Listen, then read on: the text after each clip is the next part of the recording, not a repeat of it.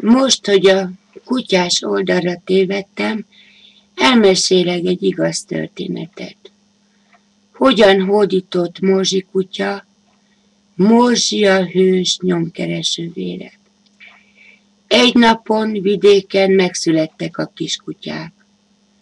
A kutyák gazdája megkegyelmezett a kis jószágoknak, és elhatározta, hogy az újdonsült jövevényeknek gazdát keres.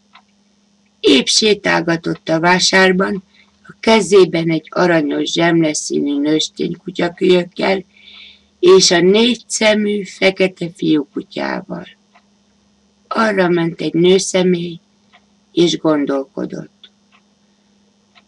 Nekem állatírtózatom van, nem szeretem, ha az állat megszagol, hozzám ér, megnyal, nem is attól tartott, hogy megharapja.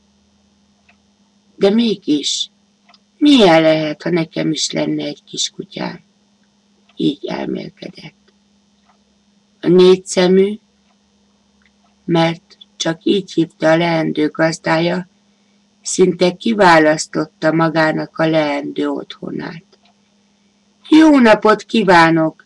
Köszönt, és megkérdezte a bácsit, akinek kezében volt a kis élet. Eladó a kutya? Igen, volt a válasz.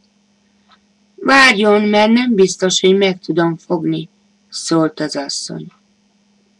A kis kutya elfért a 2 tenyerében. Puha meleg teste hozzásimult. Istenem, drága kis kutyám, hát te meghódítottál, kiáltott fel az asszonyság. Megveszem, szólt, s mindjárt el is nevezte őt Morzsinak.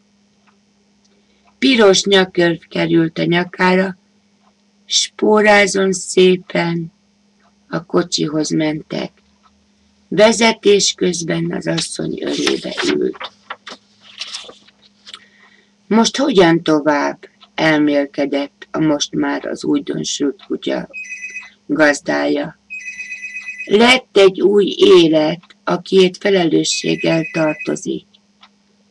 Megismerte az állatorvost, aki beadta a kötelező oltásokat, új ismeretekre tett szert.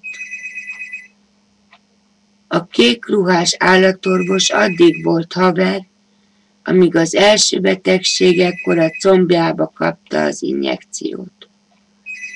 Addig, míg kicsi volt, mindenkivel barátkozni akart, legyen az kutya, más állat vagy ember.